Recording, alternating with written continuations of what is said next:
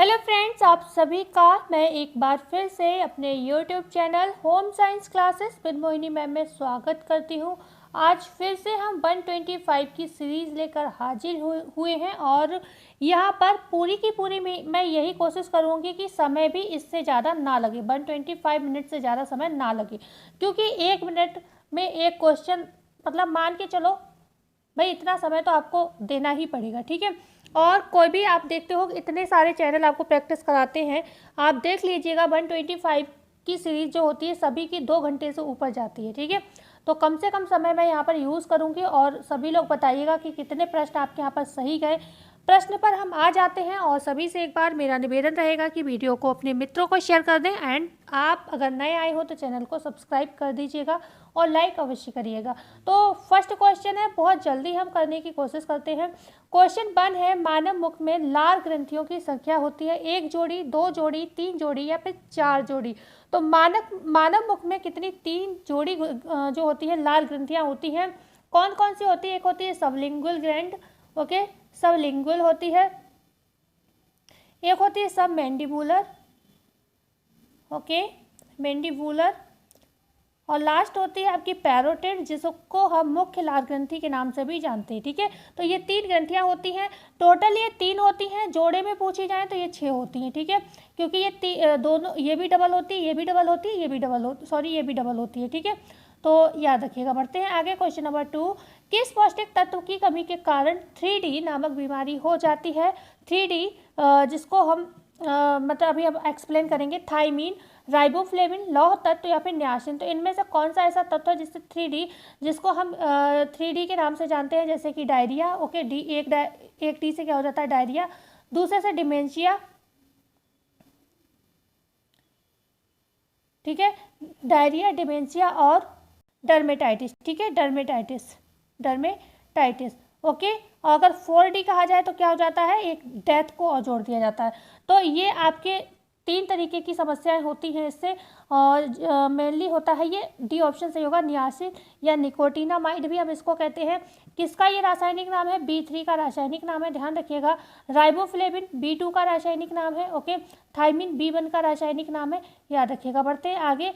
Question है यहाँ पर 3, जठर रस में उपस्थित पाचक रस होते हैं रेनिन तथा पेप्सिन, एमाइलेज तथा लाइपेज, टाइलिन तथा ट्रिप्सिन या ट्रिप्सिन तथा काइमोट्रिप्सिन। तो जठर रस में उपस्थित पाचक रस आपसे जो है यहाँ पर पूछे जा रहे हैं जठर रस में, ठीक है। तो जठर रस में आपकी क्या चीज़ उपस्थित होती है? रेनिन तथा पेप्सिन। ए ऑप्शन यहाँ पर बिल्कुल सही होगा, ठीक है। रेनिन तथा पेप्सिन उपस्थित होता है जठर रस में, जिसे को हम आमाशय रस, आमाशयिक रस भी कह सकते हैं, क्योंकि आमाशय में ही पाए जाते हैं, आमाशयिक रस, ओके, ओके। इसी यहीं पर आपके HCl पाया जाता है, हाइड्रोक्लोरिक अम्ल जिसे कहते हैं। रेनिन क्या करता है? बच्चों में दूध को दही में कन्वर्ट करता है, और पेप्सिन क्या करता है? प्रोटीन का पाचन करता है। ये आमाशय में पाए जाते हैं, ध्यान रखिएगा। एमाइलेज और जो लाइपेज है, लाइपेज क्या करता है? भसा को तोड़ने का काम करता है, एमाइलेज कार्बोहाइड्रेट को तोड़ने का काम करता है। टाइलिन आपके मुख से निकलता है, जो माल्टोज, जो मंड शर्करा होती है, उसका पाचन करता है, ठीक है। और ट्रिप्सिन क्या होता है? ट्रिप्सिन आपके आंत रस में पाया जाता है, जो कि अग्नाशय से निकलता है, अग्नाशय से निकलता है, आंत रस में पाया जाता है। जो ये भी प्रोटीन का पूर्ण पाचन एक तरीके से करता है, ठीक है। और ट्रिप्सिन सेमी हो गया, काइमोट्रिप्सिन, ये प्रोटीन का पाचन करते हैं, ओके। बढ़ते हैं आगे। क्वेश्चन नंबर 4 की बात करेंगे, ओके, ज़्यादा डिस्कशन नहीं करेंगे। क्वेश्चन है 4, फ्रेनोडर्मा बीमारी कमी से होती है? विटामिन डी की, विटामिन के की, प्रोटीन की या फिर विटामिन ए तथा आवश्यक वसीय अम्ल। तो हमारा डी ऑप्शन से होगा विटामिन ए तथा आवश्यक वसीय अम्ल, जिसे हम फैट या वसा कह सकते हैं, या फिर विटामिन ए जिसे हम रेटिनॉल कह सकते हैं। इन्हीं की कमी से क्या होता है? हमारे शरीर की जो त्वचा होती है कैसी हो जाती है? कछुए के समान हो जाती है, कछुए के समान हो जाती है, जिसे हम टोड स्किन कहते हैं, ओके, टोड स्किन कहते हैं। और इसे हम फ्राइनोडर्मा बीमारी भी कह सकते हैं, क्योंकि स्किन जो है डैमेज हो जाती है, ठीक है। डी ऑप्शन सही था। क्वेश्चन है 5, अग्नाशय में पाए जाने वाले एंजाइम कौन कौन से हैं? ट्रिप्सिन तथा रेनिन है, एमाइलेज तथा लाइपेज है, रेनिन तथा पेप्सिन है, टाइलिन तथा पेप्सिन है। अग्नाशय की बात हो रही है, अब आमाशय की बात नहीं हो रही, ये ध्यान रखिएगा। तो अग्नाशय में हमारे कौन कौन से यहाँ पर एंजाइम्स पाए जाते हैं? तो देखो, टाइलिन नहीं पाया जाएगा, टाइलिन मुंह में पाया जाता है, तो ये कट हो जाएगा। रेनिन तथा पेप्सिन अभी हमने जस्ट बात की थी, कहाँ? आमाशय में पाए जाते हैं, तो ये भी हमारा कट हो गया, ठीक है। एमाइलेज और तथा लाइपेज यहाँ पर आपका जो है राइट आंसर हो जाएगा, क्योंकि ट्रिप्सिन अगर पाया जाता तो ये रेनिन जो है ये आमाशय में पाया जाता, इसलिए बी ऑप्शन आपका बिल्कुल सही हो जाएगा। ठीक है, तो हमारा बी ऑप्शन सही है, ध्यान रखिएगा। एमाइलेज तथा लाइपेज जो होता है हमारा अग्न्याशय में पाए जाने वाले एंजाइम है। ओके, बढ़ते हैं आगे। क्वेश्चन नंबर 6, पर्नीशियस एनीमिया किस विटामिन की कमी से होती है? Vitamin B1, B12, B6, B2 किसकी कमी से पर्नीशियस एनीमिया होती है? तो राइट हमारा आंसर जो हो जाएगा यहाँ पर हो जाएगा B12। ठीक है, B12 जो हमारा है बिल्कुल राइट आंसर हो जाएगा। B12 की कमी से पर्नीशियस एनीमिया कह सकते हैं हम इसको, एडिशन एनीमिया भी कहते हैं। ओके, एडिशन, खतरनाक एनीमिया, खतरनाक, घातक, इन सभी नामों से हम इसको जानते हैं जो ये एनीमिया होता है। जो विटामिन B12 है रासायनिक नाम इसका साइनोकोबाल्मिन है, साइनोकोबाल्मिन। ओके, कोबाल्मिन है, और इसकी कमी से जो है ये सारी एनीमिया टाइप, ये मतलब खून की कमी हमारी बॉडी में कहीं ना कहीं देखी जाती है। विटामिन B1 थायमीन का विटामिन B1 थायमीन, ठीक है, और B6 जो होता है पायरिडॉक्सिन कहलाता है, और हमारा B2 होता है जो कि राइबोफ्लेविन कहलाता है। ठीक है, पढ़ते हैं आगे। क्वेश्चन नंबर 7, शुष्क बेरी का प्रमुख लक्षण क्या है? टांगों में कमजोरी हो जाती है, आंखों में जलन हो जाती है, नाड़ी तंत्र संबंधी विकार, या फिर रक्ताल्पता। कौन सी समस्या जो होती है शुष्क बेरी की कमी से यहाँ पर होती है? तो ऑप्शन आप लोगों ने पढ़ ही लिए होंगे। यहाँ पर टांगों में कमजोरी, आंखों में जलन, नाड़ी तंत्र संबंधी विकार और रक्ताल्पता दिया हुआ है। शुष्क बेरी का प्रमुख लक्षण पूछा जा रहा है। जो बेरी होता है किसकी कमी से होता है? तो विटामिन B1 की कमी से होता है। ठीक है, थायमीन की कमी से होता है, और साथ ही साथ ये कितने प्रकार का होता है? तो ये 3 प्रकार का होता है। ओके, 3 प्रकार का कौन कौन सा होता है? एक होता है आपका शुष्क बेरी जिसे हम ड्राई बेरी कहते हैं। ड्राई वाला किसमें होता है? ये वयस्कों के लिए होता है, वयस्कों के लिए। ठीक है, वयस्कों में होता है। और यहीं पर अगर हम बात करते हैं आर्द्र बेरी जिसे हम वेट वाला कहते हैं। ठीक है, वेट बेरी कहते हैं। ओके, वेट बेरी जो होता है ये होता है वृद्धों में, जो 40 से ऊपर के होते हैं, मतलब वयस्क मतलब 40 साल तक के लोगों को होता है, वृद्ध मतलब 40 से जो ऊपर के होते हैं ना उन लोगों को होता है। और एक होता है बाल बेरी। ओके, बाल बेरी होता है। जो बाल बेरी होता है ये होता है 2 से 6 माह के बच्चों के लिए। ठीक है, 2 से 6 माह के बच्चों को होता है। और यहाँ पर जो हम बात कर रहे हैं शुष्क बेरी की बात कर रहे हैं, जो हमने पहला वाला अभी पढ़ा था ड्राई बेरी। तो इसमें सबसे जो प्रमुख लक्षण है, टांगों में कमजोरी होना, आंखों में जलन होना, नाड़ी तंत्र संबंधी विकार, या फिर रक्ताल्पता।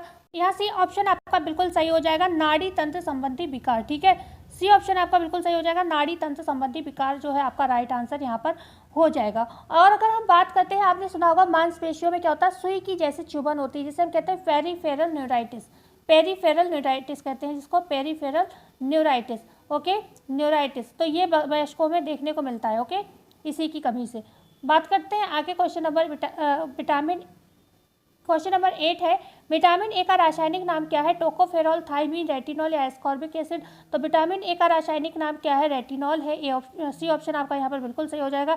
एस्कॉर्बिक एसिड विटामिन सी का रासायनिक नाम है। थायमीन B1 का रासायनिक नाम है। और अगर हम टोकोफेरॉल की बात करते हैं तो वो विटामिन ई का रासायनिक नाम है। ठीक है, बात करते हैं आगे क्वेश्चन नंबर 9 की। दालों में किस एमिनो अम्ल का अभाव रहता है? लाइसिन का, मेथियोनिन का, ल्यूसीन का, या फिर इनमें से कोई नहीं। तो दालों में जो बेसिकली एमिनो अम्ल का अभाव पाया जाता है वो है मेथियोनिन। ठीक है, बी ऑप्शन सही हो जाएगा। ओके, लाइसिन पाया जाता है इसमें। और अनाजों में पूछा जाए अनाजों में किस अमीनो अम्ल का अभाव पाया जाता है, तो बेसिकली अगर बात करें तो लाइसिन का अभाव पाया जाता है। ठीक है, बढ़ते हैं आगे। क्वेश्चन नंबर 10 है, एक धात्री स्त्री जिसका शिशु 8 माह का है के लिए अतिरिक्त ऊर्जा की आवश्यकता क्या होगी? 8 माह के शिशु की बात हो रही है, इसका मतलब हम कह सकते हैं जो बच्चा है वीनिंग में चल रहा है। वीनिंग मतलब वो मतलब जो बिकोस्ट वाली कंडीशन होती है ना, ऊपरी आहार लेना, उस कंडीशन से गुजर रहा है। वो माँ के दूध के अलावा भी कुछ और चीज़ें ले रहा है। ठीक है, तो +520 +400 +450 या फिर +300। तो जब भी बात आती है किसकी, धात्री, वो भी अगर 8 माह की है और उसके लिए अतिरिक्त ऊर्जा की आवश्यकता की बात की जाए, यहाँ पर आपका ए ऑप्शन सही होगा 520। और आप लोग हमें कमेंट करके बताएंगे कि 0 से 6 मंथ की जो धात्री माता है उनके लिए आप क्या रिक्वायरमेंट करेंगे एनर्जी की। ठीक है,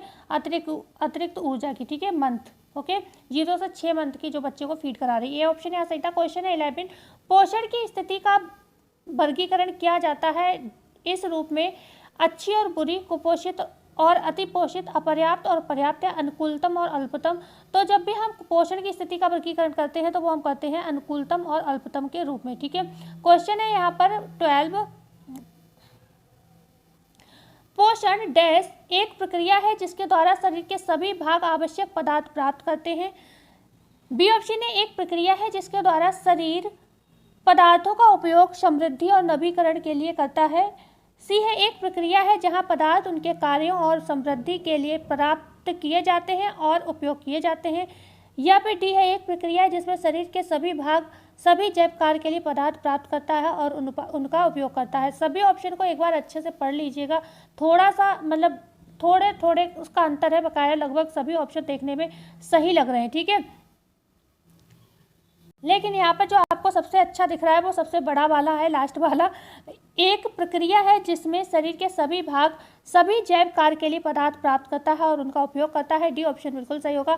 क्वेश्चन है 13, पुष्टिकर पदार्थ डैश ऊर्जा की आपूर्ति नहीं करते, बनाते और मरम्मत नहीं करते, शरीर की प्रक्रियाओं को नियंत्रित नहीं करते, या फिर बीएमआर नियंत्रित नहीं करते। तो पुष्टिकर जो पदार्थ होते हैं वो ऊर्जा की आपूर्ति नहीं करते, जैसे कि आपके विटामिन हो गए, ठीक है, विटामिन हो गए, खनिज हो गए, जल हो गए, ये क्या कोई पुष्टिकर पदार्थ के अंतर्गत ये नहीं आते। ओके, तो इसलिए ये ऊर्जा नहीं देते, ये कोई भी हमें कैलोरी नहीं देते, लेकिन ये कहीं ना कहीं हमारे मरम्मत का काम करते हैं। ओके, बॉडी को बनाने में इनका रोल रहता है, खनिज का तो खास तौर से रहता है, और जो क्रियाएं होती हैं शरीर की उनको नियंत्रित खनिज भी करता है, जल भी करता है, कहीं ना कहीं विटामिन भी थोड़ा बहुत रोल प्ले करता है, और बीएमआर को भी ये चीज़ें नियंत्रित करती हैं। ठीक है, तो ए ऑप्शन सही है।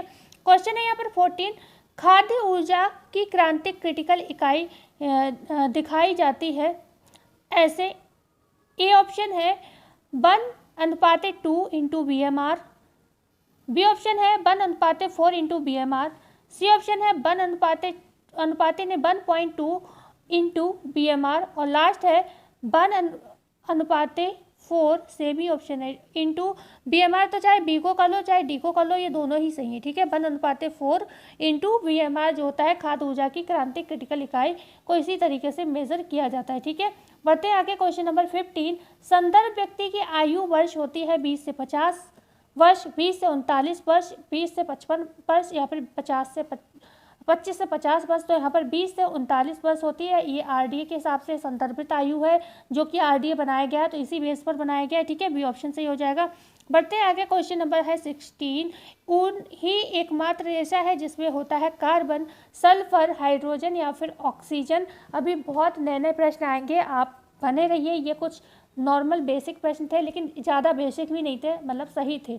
ठीक है, ऊन ही एकमात्र रेशा है जिसमें कार्बन होता है, सल्फर होता है, हाइड्रोजन होता है। तो कार्बन आपके ऊन रेशम में भी पाया जाता है, और जो है तत्व जो सेलुलोजिक रेशे उनमें भी पाया जाता है, हाइड्रोजन भी पाया जाता है, ऑक्सीजन भी पाया जाता है। लेकिन जो ऊन में जो तीखी महक आती है, ये सारी चीज़ें जो एक स्पेशलिटी होती है, ये सब किसकी वजह से होती है, वो इस सल्फर की वजह से होती है। ठीक है, तो ऊन में क्या होता है, सल्फर पाया जाता है, जो कि अन्य तत्वों में जो प्राकृतिक नेचुरल फाइबर है उनमें नहीं पाया जाता। क्वेश्चन है 17, रेशम का जन्मदाता देश है, चीन है, जापान है, भारत है, इंग्लैंड है। तो चीन क्या है, रेशम का जन्मदाता देश है, ए ऑप्शन सही हो जाएगा। लेकिन वैज्ञानिक विधि से जो रेशम का उत्पादन होता है, इसका प्रणेता कौन है, आविष्कारक कौन है, तो ये जापान है, ध्यान रखिएगा। जो वैज्ञानिक विधि से रेशम का उत्पादन किया गया वो जापान देश ने करा, लेकिन यहाँ पर सीधे सीधे जन्मदाता की बात हो तो ये चीन, ए ऑप्शन सही हो जाएगा। भारत किसका जन्मदाता है, कपास का है, कॉटन का है। इंग्लैंड किसका जन्मदाता है, ऊन का है। ठीक है, ओके। मिस्र किसका था, लीलन का है था, ध्यान रखिएगा। क्वेश्चन है 18, निम्नलिखित में से वस्त्रों का राजा कहा जाता है, कपास को, रेशम को, रेयॉन को या नायलॉन को। तो हम राजा की बात करेंगे तो कपास को कहेंगे, रानी की बात करेंगे तो रेशम को कहेंगे। जो रेयॉन है ये क्या है, आपका गरीबों का रेशम। ठीक है, गरीबों का रेशम के नाम से हम इसको जानते हैं। गरीबों का रेशम किसे कहते हैं, रेयॉन को कहते हैं। क्या है ये, अर्ध सेल्यूलोजिक भी कह सकते हो आप इसे, या अर्ध सिंथेटिक कह सकते हो। अर्ध सेल्यूलॉजिक ये टर्म याद रखिएगा, या अर्ध सिंथेटिक भी हम इसको कहते हैं। सिंथेटिक अर्ध, क्योंकि पूरी तरीके से ये केमिकल नहीं है, पूरी तरीके से ये प्राकृतिक नहीं, नेचुरल नहीं। ठीक है, तो अर्ध सिंथेटिक पूछा जाए, ये रेयॉन को कहते हैं। नायलॉन क्या है, पूर्ण सिंथेटिक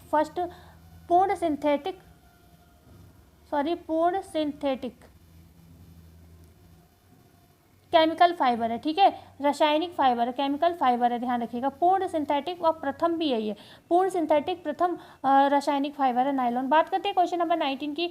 1 मीटर रेशमी वस्त्र बनाने हेतु कितने कोकून होने चाहिए? 3000, 30 से 50, 10,000, इनमें से कोई नहीं। तो कम से कम 1 मीटर अगर रेशमी वस्त्र आपको बनाना है तो 3000 तक कोकून होने चाहिए।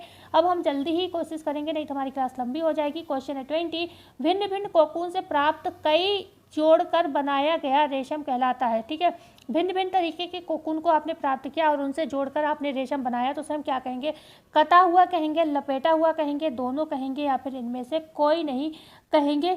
तो यहाँ पर भिन्न भिन्न कोकूनों से प्राप्त करके आप करो, मतलब कोकून ही तो अलग अलग लिया गया है और अलग अलग कोकून में अलग अलग फिलामेंट रेशम मिलता है हमें, तो ये कौन सा जाएगा? रील्ड ही कहा जाएगा। आप इसे स्पन नहीं कहोगे, क्योंकि रेशम तो हमें स्पन रूप में मिलता ही नहीं, हमें फिलामेंट के रूप में ही मिलता है, तो ये लपेटा हुआ ही कहलाएगा, ठीक है। लपेटे हुए रेशम कौन से होते हैं? फिलामेंट होते हैं, ये टूटे नहीं होते।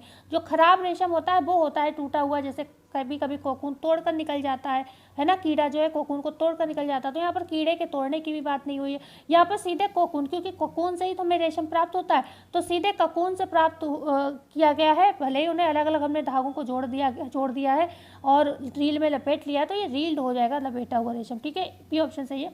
क्वेश्चन है यहाँ पर 21।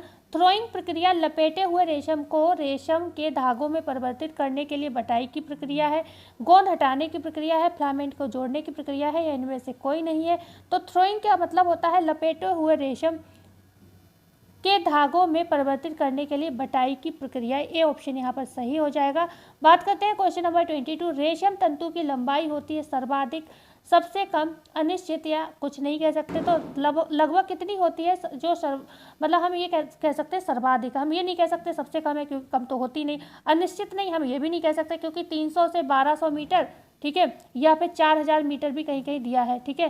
300 से 1200 मीटर या कहीं कहीं 4000 मीटर भी दिया हुआ है, तो हम इसका मेजरमेंट तो कर सकते हैं ना। तो हम इसको अनिश्चित या सबसे कम कुछ भी नहीं बोल सकते। हाँ, सर्वाधिक होती है, जो प्राकृतिक रेशे हैं आपके, उनमें सर्वाधिक होती है, ठीक है। तो ए ऑप्शन सही हो जाएगा। क्वेश्चन है यहाँ पर 23। शहतूत के कीड़े की प्रजाति का नाम क्या है? बॉम्बेक्स कोटी, एंथ्रापर्नी, ये एंथ्रापर्नी है, सेरेसिंग, या फिर कोई नहीं। तो बॉम्बेक्स कोटी तो कोई प्रजाति नहीं, तो हम एंथ्रापर्नी यहाँ पर आंसर करेंगे। बी ऑप्शन सही हो जाएगा।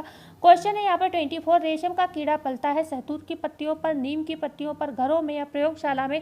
तो रेशम का कीड़ा जो है बेसिकली शहतूत की पत्तियों पर पालते हैं, ठीक है।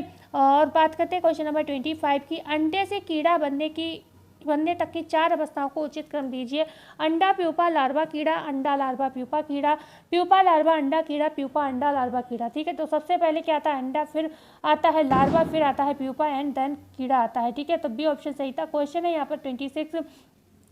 कीड़े को किस अवस्था में मारकर तंतु प्राप्त करने हेतु प्रक्रिया अपनाई जाती है? कोकून, प्यूपा, लार्वा, अंडा।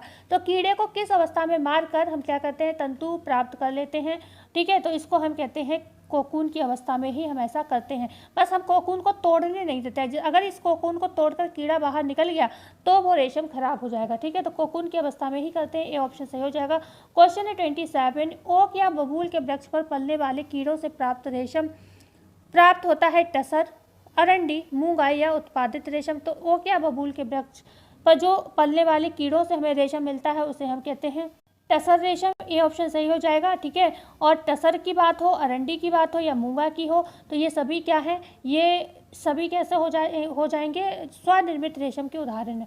स्वनिर्मित जो कि बाइल सिल्क के अंतर्गत आते हैं, स्वनिर्मित रेशम के उदाहरण है ये तीनों ही। जो उत्पादित है ये अलग है। उत्पादित में भी 2 आते हैं, एक कटा हुआ आता है, ठीक है, और एक लपेटा हुआ आता है, ठीक है। तो यहाँ पर ए ऑप्शन सही था आपके। अरंडी सिल्क जो होता है अरंडी के रेशों उस पर पेड़ों पर पलता है। आगे बात करते हैं क्वेश्चन नंबर 28। टूटे हुए कोकून जो कि कीड़े बनने की प्रक्रिया के परिणाम स्वरूप उत्पन्न होते हैं। टूटे हुए कोकून जो कि कीड़े बनने की प्रक्रिया के परिणाम स्वरूप उत्पन्न होते हैं क्या कहलाते हैं? डबल कोकून कहलाते हैं, पियर्स्ड कोकून कहलाते हैं, फ्रिशन कहलाते हैं, या फिर स्क्रूप कहलाते हैं।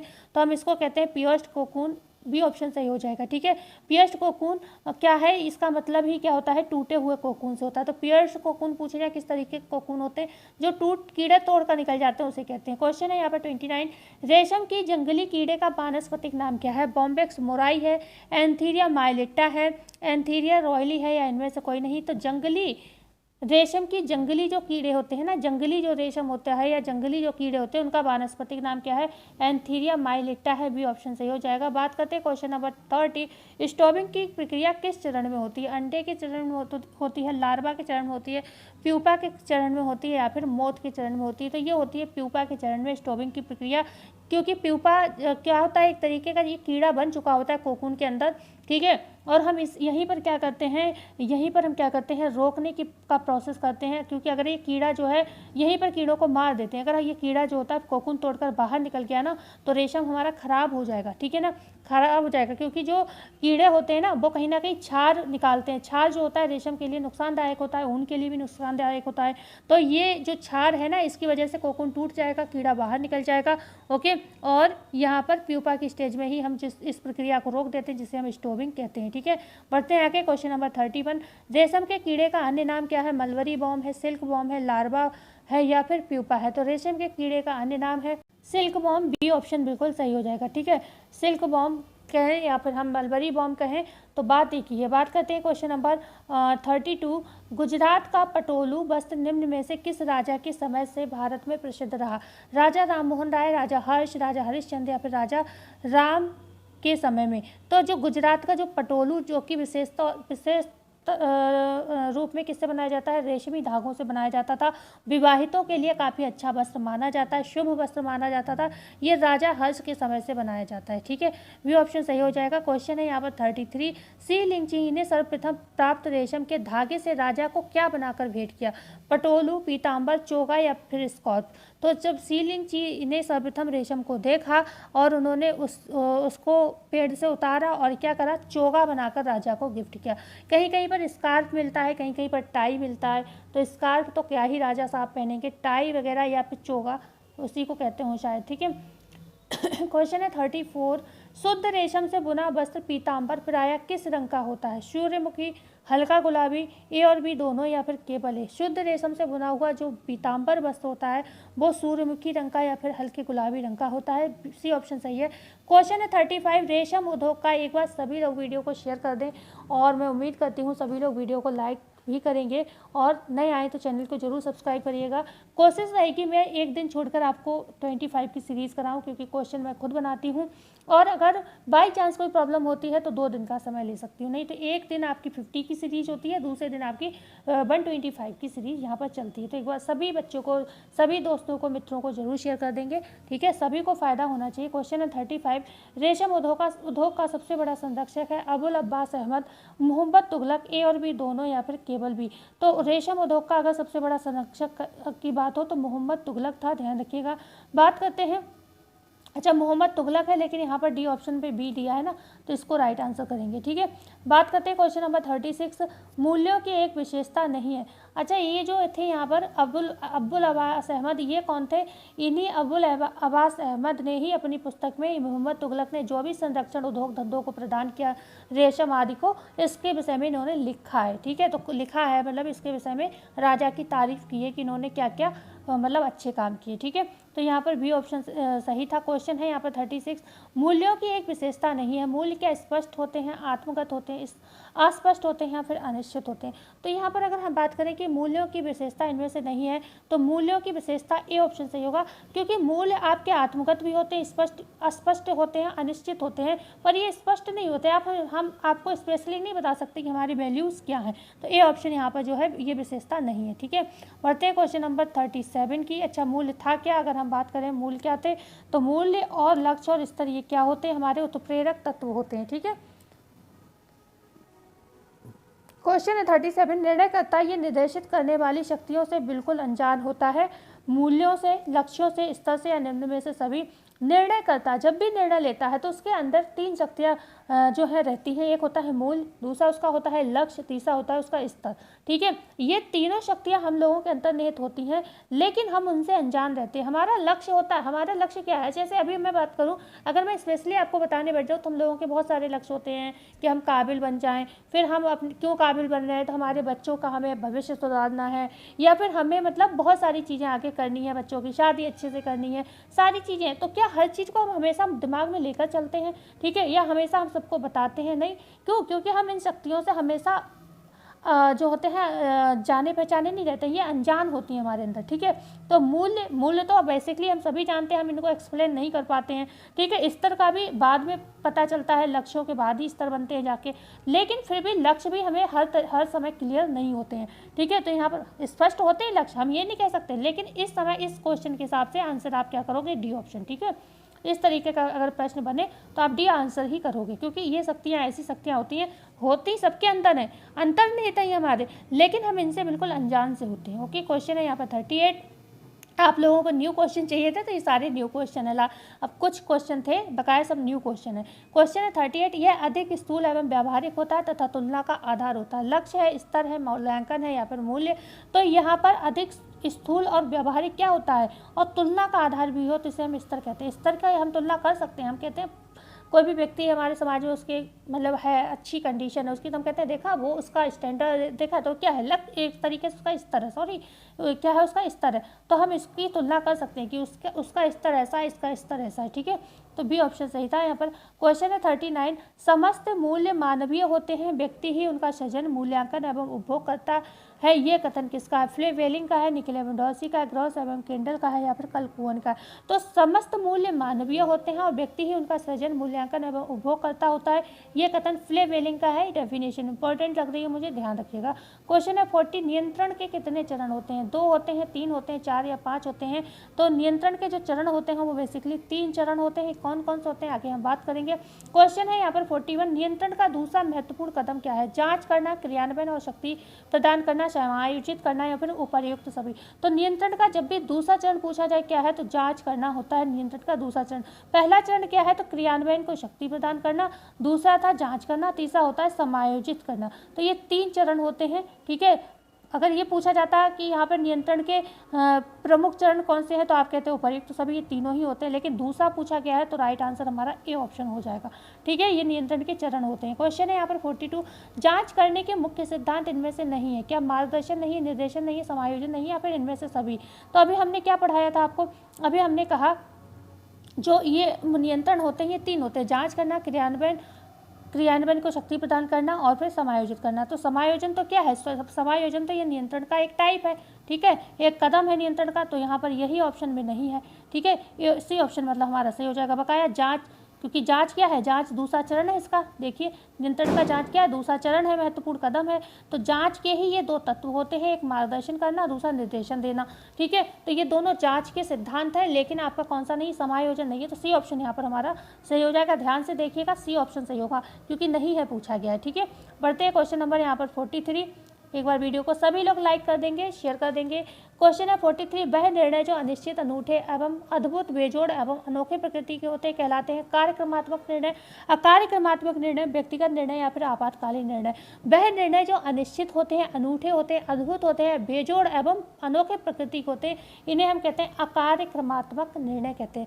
कार्यक्रमात्मक जो होते हैं हम सोच समझ कर करते हैं, बी ऑप्शन यहाँ पर बिल्कुल सही होगा। व्यक्तिगत जो है व्यक्तिगत तरीके से ले लिया जाता है, आपातकालीन जो किसी मान लो कोई एकदम समस्या आ गई तब हम निर्णय लेते हैं उसे हम आपातकालीन कहते हैं। क्वेश्चन है 44, पुनरावृत्ति प्रकृति वाले निर्णय कहलाते हैं जिनकी हम पुनरावृत्ति करते हैं। कार्यक्रमात्मक निर्णय, कार्यक्रमात्मक, व्यक्तिगत या आपातकालीन, सेम ऑप्शन है, सेम क्वेश्चन थोड़ा सा चेंज है, तो यहाँ पर कार्यक्रमात्मक निर्णय होगा। जो पुनरावृत्ति वाले निर्णय होते हैं, जो हम अक्सर हमें कभी कभी रिपीट करने पड़ जाते हैं, तो उसको हम कहते हैं कार्यक्रमात्मक निर्णय, ठीक है। पुनरावृत्ति हम जिसकी करते हैं। बात करते हैं क्वेश्चन नंबर 45 की। ये निर्णय सरलता से पूर्व अनुभव के आधार पर लिए जाते हैं कहलाते हैं सामूहिक निर्णय, निपुण निर्णय, प्रैक्टिकल निर्णय या फिर बी और सी दोनों। तो यह निर्णय जो सरलता से पूर्व अनुभव, जो हमारी पहले हमने कोई भी चीज़ है अनुभव किए, फेस किए, उसी बेस पर हमने जिस निर्णय को आगे चलकर ले लिया, तो उसे हम निपुण निर्णय भी कहते हैं क्योंकि हम उसमें निपुण हो चुके हैं, और उसी को हम इंग्लिश में प्रैक्टिकल कहते हैं। तो ये दोनों होगा, तो डी ऑप्शन सही हो जाएगा, ठीक है। पढ़ते हैं क्वेश्चन नंबर 45 की बात करते हैं। सामूहिक निर्णय हम सामूहिक रूप में लेते हैं, एक दूसरे से जांच के, पूछ के, पड़ताल करके लेते हैं। क्वेश्चन है 46, निम्नलिखित में से पारिवारिक जीवन चक्र की 3 अवस्था में शामिल नहीं है, ठीक है।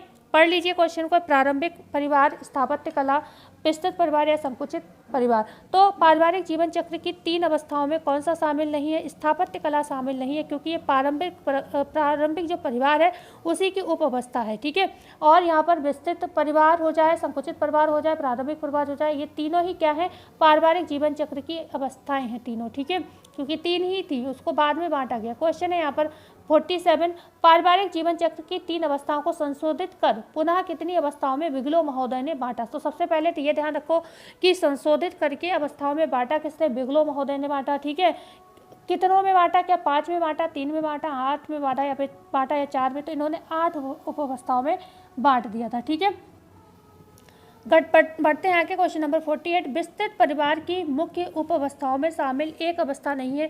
शिशु पालन एवं स्कूल अवस्था, प्राथमिक स्कूल अवस्था, नवदंपति अवस्था, कॉलेज अवस्था। तो विस्तृत परिवार की मुख्य अवस्थाओं में शामिल एक अवस्था कौन सी नहीं है? वो होगी आपकी नवदंपति, क्योंकि ये प्रारंभिक परिवार की अवस्था है, ठीक है, प्रारंभिक परिवार की अवस्था है, ठीक है, ओके। बकाया तीनों सही थी। क्वेश्चन है 49, अनिश्चितता की अवस्था डैश, संकुचित अवस्था, खाली घोंसला, आरंभिक अवस्था, पुनर्नियोजन की अवस्था। तो जो हमारी अनिश्चितता की अवस्था होती है हम उसे आरंभिक अवस्था कहते हैं। जब हमारी शादी होती है वो हमारी क्या? आरंभिक अवस्था है। उस समय हम अनिश्चित होते हैं किस चीज़ से? क्योंकि बच्चे नहीं होते हैं, उनके किसी भविष्य की चिंता नहीं होती है, बस अगर हमारी सैलरी अच्छी होती है तो हम अपनी लाइफ को एंजॉय करते हैं, ठीक है। तो सी ऑप्शन यहाँ पर सही होते हैं। आरंभिक अवस्था अनिश्चितता की अवस्था होती है। संकुचित अवस्था में तो बहुत सारी बहुत ज़्यादा चिंताएँ होती हैं बच्चों की भविष्य को लेकर।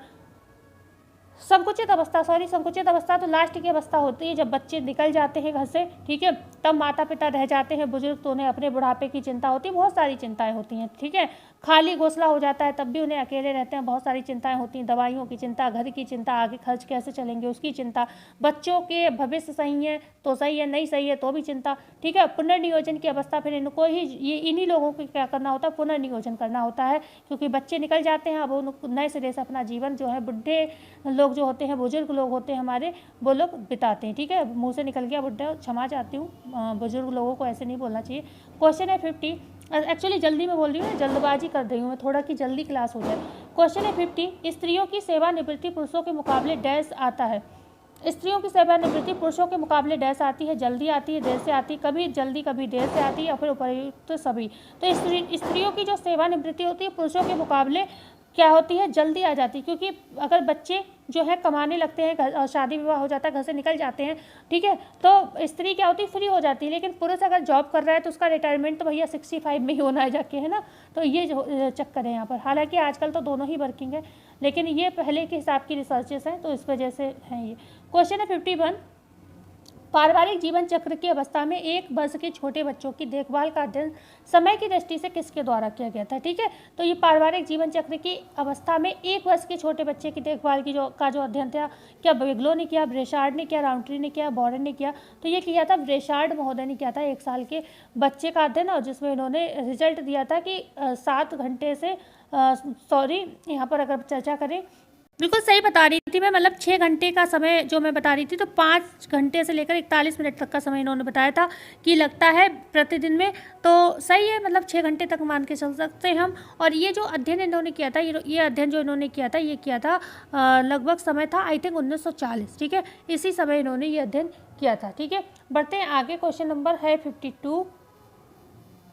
आरडीए 2020 के अनुसार एक धात्री माता के लिए आयरन की आवश्यकता क्या होगी? 29 mg, 40 mg, 23 mg या फिर 19 mg? तो धात्री माता की बात हो रही है तो 23 mg, ठीक है, 23 mg आवश्यकता होगी। अगर पुरुष की बात हो तो 29 mg होगी, गर्भवती माता की बात हो तो 40 mg होगी, और नॉर्मल पुरुष की बात हो तो 19 mg यहाँ पर होगी आवश्यकता, ठीक है। ओके, स्त्री की होगी यहाँ पर 29 mg और पुरुष की होगी 19 mg, ठीक है। बढ़ते हैं आगे, क्वेश्चन नंबर 53 होगा, आरडीए 2020 के अनुसार एक गर्भवती माता के लिए फोलेट की आवश्यकता क्या होगी? 300 यूजी, 220 यूजी, 570 यूजी या फिर 330 यूजी? तो ये गर्भवती की अच्छा बात हो रही, गर्भवती का होगा तो 570 यूजी हो जाएगा, पुरुषों की बात होगी तो 300 यूजी हो जाएगा, और जो नॉर्मल महिलाओं की बात होगी तो वो हो जाएगा 220 यूजी, और जो 330 हो जाएगा वो हो जाएगा आपकी धात्री माता के लिए, ठीक है। बढ़ते हैं आगे, क्वेश्चन नंबर 54। अंडवाहिनी नलिका की दूसरी परत कहलाती है पेरिटोनियम परत, पेशीय परत, रोम युक्त परत या फिर उपर्युक्त, तो यहाँ पर सभी होगा। ठीक है, तो अंडवाहिनी नलिका की जो दूसरी परत होती है उसे हम कहते हैं पेशीय परत या मध्य परत कहते हैं हम इसको। ठीक है, बी ऑप्शन सही हो जाएगा। मतलब कह सकते हो अंडवाहिनी नलिका की 3 परतें होती हैं, 3 परतें होती हैं। 3 परतों में अगर हम बात करें कौन कौन सी, पेरिटोनियम, पेशीय, रोमयुक्त परत, 3 परतें होती हैं, जो कि पेशीय परत आंसर होगा क्योंकि दूसरी परत आपसे पूछी गई है। ठीक है, क्वेश्चन है 55, संपूर्ण अंडवाहिनी को ढके रखने का कार्य करती है पेरिटोनियम परत, स्वचालित मांसपेशियां, झालरदार पेशियां या फिर निम्न में से कोई नहीं।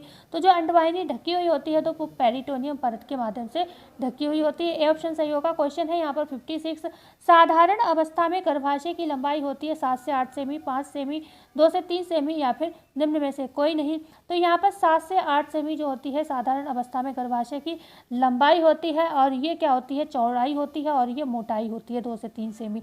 2 से 3 सेमी मोटा होता है जो गर्भाशय होता है, 5 सेमी ये चौड़ा होता है, और 7 से 8 सेमी इसकी लंबाई होती। साधारण अवस्था की बात हो रही है, यहीं पर अगर बात होती गर्भावस्था में कितने गुना बढ़ जाती है तो 750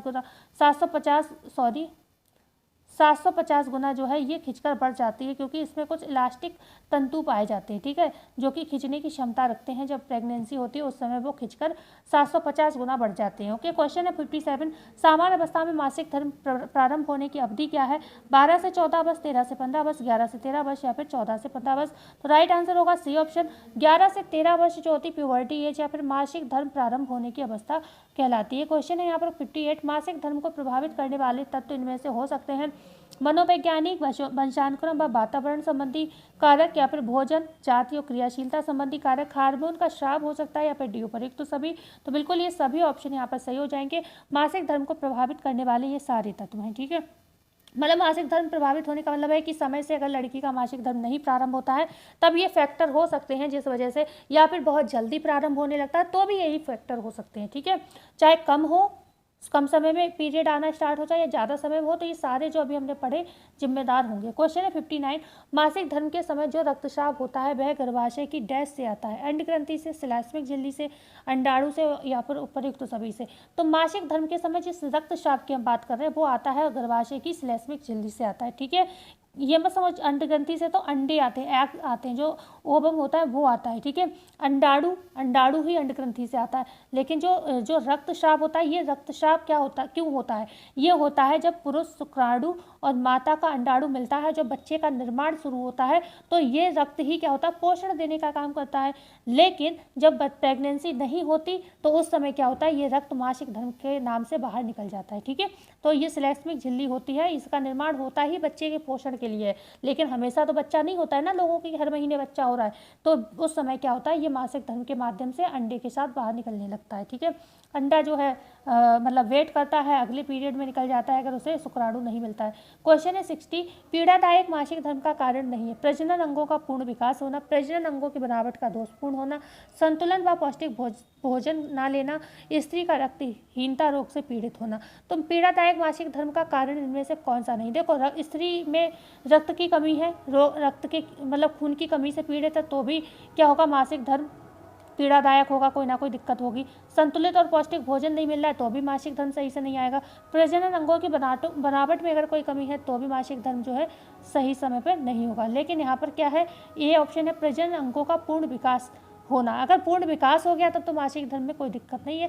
ओके, सही होगा। तो यहाँ पर ये ऑप्शन जो है सही होगा, नहीं है पूछा गया तो ये कोई कारण नहीं है, ये तो अच्छी बात है। क्वेश्चन है यहाँ पर 61, उत्पादक कोष का भाग नहीं है, बाह्य आवरण, अच्छा भाग है पूछा जा रहा है, बाह्य आवरण, जीव द्रव्य, केंद्रक, उपर्युक्त सभी। तो जो उत्पादक कोष मतलब जो हमारी अंड ग्रंथि हो गई या पुरुषों में जो होते हैं जो टेस्टिस होता है जिससे शुक्राणु निकलता है, तो उनके भाग पूछे जा रहे हैं कितने होते हैं। तो इन सभी के 3 भाग होते हैं, बाह्य आवरण, जीवद्रव्य या फिर केंद्रक। या फिर हम कह सकते हैं जो अंडे की अगर बात कर रहे हैं, जो अंडा बनता है अंडाणु, उसके कितने भाग होते हैं, तो उसके भी 3 ही भाग होते हैं, एक बाहरी आवरण होता है, जीवद्रव्य होता है, केंद्रक होता है। तो डी ऑप्शन यहाँ पर बिल्कुल सही हो जाएगा। क्वेश्चन है यहाँ पर 62, जुड़वा बच्चे कितने प्रकार के होते हैं, 1 प्रकार के, 2 प्रकार के, 3 प्रकार के, 4 प्रकार के। तो ये 2 प्रकार के होते हैं, एक होते हैं समरूपी जुड़वा बच्चे, ठीक है, समरूपी जुड़वा बच्चे, दूसरे होते हैं असमरूपी जुड़वा बच्चे, असमरूपी जुड़वा बच्चे। अच्छा, एक बार बताइएगा कमेंट में कि क्वेश्चन सही है, क्वेश्चन का लेवल बढ़िया है ना। अब आप कहो कि जो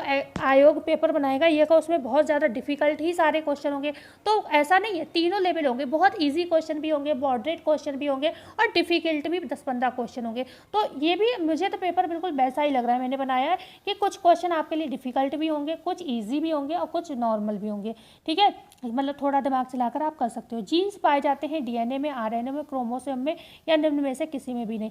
तो जीन्स देखो, केंद्रक में क्या होता है, केंद्रक में क्या होता है, क्रोमोसोम होते हैं, ठीक है, क्रोमोसोम होते हैं और इसी क्रोमोसोम में आपके डीएनए आरएनए होते हैं और इन्हीं क्रोमोसोम्स में क्या होते हैं, जीन्स पाए जाते हैं, ठीक है। तो यहाँ पर सी ऑप्शन आपका सही हो जाएगा, क्रोमोसोम्स में ही जीन्स पाए जाते हैं। जो क्रोमोसोम होते हैं ये अगर कहें क्या करता है, इसका काम क्या है, तो ये क्या करता है, लिंग का निर्धारण करता है, ठीक है। लड़की सॉरी एक्स मिलता है तो लड़का लड़की होती है और जो एक्स वाई मिलता है तो लड़का होता है, ठीक है, निर्धारण करता है। और यहीं पर अगर जीन्स की बात करें तो जीन्स क्या करता है, आनुवंशिकता की इकाई है, ये पैतृक गुणों को एक से दूसरे में ट्रांसफर करता है, ठीक है, मतलब पेरेंट्स से बच्चों में भेजता है। क्वेश्चन है 64, प्रत्येक लिंग कोश की क्रोमोसोम के जोड़ों की संख्या होती है 24 जोड़ी, 28 जोड़ी, 23 जोड़ी या फिर 46 जोड़ी। तो टोटल ये 23 मतलब जोड़े अगर पूछे जा रहे हैं तो 23 जोड़े होंगे, टोटल ये 46 होते हैं, लेकिन जोड़ा पूछा जा रहा है आपसे तो सी ऑप्शन सही हो जाएगा, ठीक है। क्वेश्चन है यहाँ पर 65, आरोपण है शुक्राणु का गर्भाशय में आरोपित होना, शुक्राणु का अंडवाहिनी नलिका में आरोपित होना, निषेचित अंडाणु का गर्भाशय में आरोपित होना, अंडाणु का अंडवाहिनी नलिका में आरोपित होना। तो निषेचित अंडाणु जब गर्भाशय में आरोपित होता है उसी प्रक्रिया को हम इम्प्लांटेशन या आरोपण कहते हैं, सी ऑप्शन यहाँ पर सही होगा, ठीक है। क्वेश्चन है यहाँ पर 66, मासिक धर्म की प्रक्रिया नियंत्रित होती है प्रोजेस्टेरोन हार्मोन द्वारा, एस्ट्रोजन हार्मोन द्वारा, इंसुलिन हार्मोन द्वारा, थायरोक्सिन हार्मोन द्वारा। तो मासिक धर्म की प्रक्रिया जो होती है वो एस्ट्रोजन द्वारा जो है नियंत्रित होती है। प्रोजेस्टेरोन हार्मोन क्या करता है, ये तो गर्भाशय को टाइट करके रखता है, जब प्रेगनेंसी जब डिलीवरी का समय होता है तो ये कम हो जाता है, जिससे क्या है गर्भाशय जो है थोड़ा सही हो जाता है, ढीला हो जाता है, बच्चे को निकलने में आसानी होती है। क्वेश्चन है यहाँ पर 67, परिपक्व अंडाणु के बाहर निकलने की क्रिया क्या कहलाती है, परिपक्वीकरण, मासिक धर्म, गर्भाधान या डिम्बचरण। जब परिपक्व अंडाणु कितने साइकिल चक्र क्या होता है, 28 दिन का लगभग माना जाता है, ठीक है, ये 28 डेज का माना जाता है। तो जब ये निकलता है बाहर तो उसको हम कहते हैं डिम्बचरण, ठीक है, डिम्बचरण कहते हैं।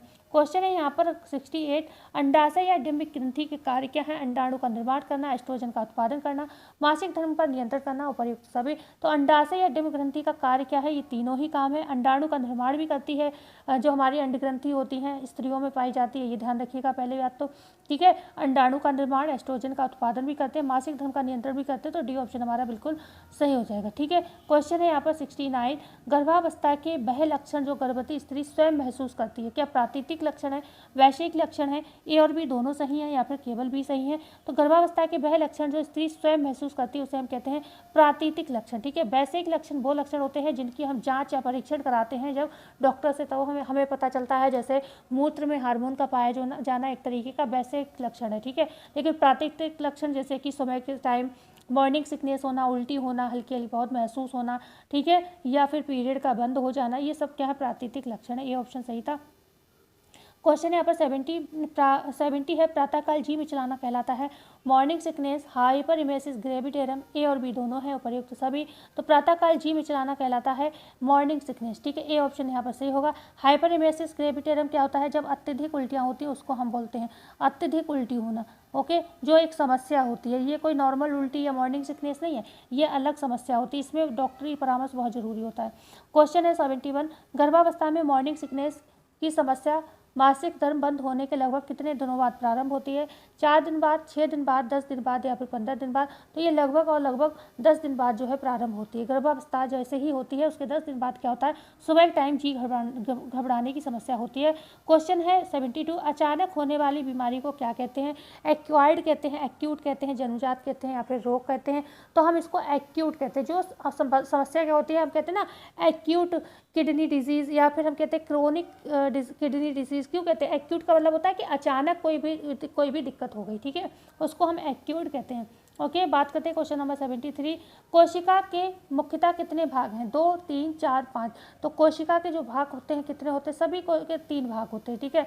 कोशिका, केंद्रक और जीवद्रव्य। ज़्यादातर शरीर के अंग होते हैं, उनके सबके 3 पार्ट होते हैं। आप कोई भी पढ़ ले, चाहे आप मस्तिष्क पढ़ ले, चाहे आप आमाशय पढ़ लें, चाहे आप छोटी आंत पढ़ लें, चाहे आप बड़ी आंत पढ़ लें, चाहे आप गर्भाशय पढ़ लें, चाहे अंडाशय पढ़ लें, सभी की 3 लेयर होती हैं, ठीक है। बढ़ते हैं आगे, क्वेश्चन नंबर 74। शरीर के किसी भाग को स्पर्श कर परीक्षण करना कहलाता है विकार, आघात, पल्पेशन या उपर्युक्त सभी। जब हम स्पर्श के द्वारा किसी को छू कर परीक्षण करते हैं उसको हम पल्पेशन कहते हैं, ठीक है। सी ऑप्शन हमारा सही हो जाएगा। या तो हिंदी में तो हम सेम ही कहेंगे, हिंदी में तो हम स्पर्श परीक्षण ही कहते हैं, लेकिन अगर इंग्लिश में मिले तो पल्पेशन कहते हैं। क्वेश्चन है यहाँ पर 75। रॉबर्ट हुक ने कोशिका की खोज किस सन में की थी? 1961, 1963, 1965, 1968। तो यहाँ पर हमारे 75 क्वेश्चन कंप्लीट हो चुके हैं। अभी हमारे 50 क्वेश्चन और रह गए हैं। ओके, समय देखते हैं। तो 1961 में जो थी कोशिका की खोज की थी रॉबर्ट हुक ने, ठीक है। और 1961 नहीं था, 1965 है ना, सी ऑप्शन सही था, 1965 में। ओके, और रॉबर्ट ब्राउन ने क्या किया था? केंद्रक की खोज की थी। ओके, बात करते हैं क्वेश्चन नंबर 76।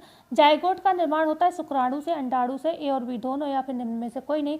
तो इन दोनों के मिलने से जब स्त्री पुरुष का मिलन होता है, ठीक है, कह सकते हैं जो संभोग की प्रक्रिया होती है वो उसके दौरान क्या होता है, बच्चे का जब निर्माण होता है, अंडाणु शुक्राणु मिलते हैं, तब जाकर क्या होता है, इसी को हम जाइगोट कहते हैं। तो इसी ऑप्शन से हो जाएगा।